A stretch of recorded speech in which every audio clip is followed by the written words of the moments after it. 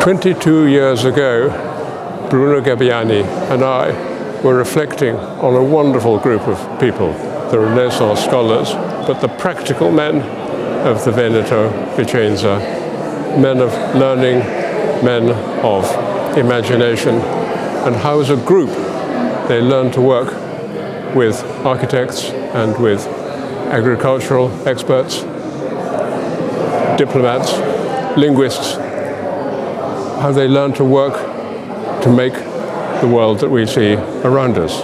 We have so many roots in what happened here in Vicenza in the late 1500s. In our present world, we need ever more not only to remember but to practice the example that these splendid men and women gave us.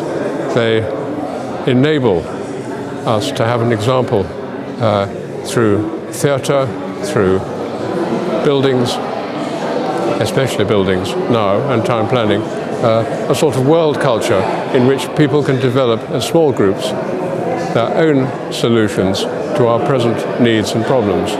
And the De Luminosse Prize brings together people from all the way around the world now, 5 continents.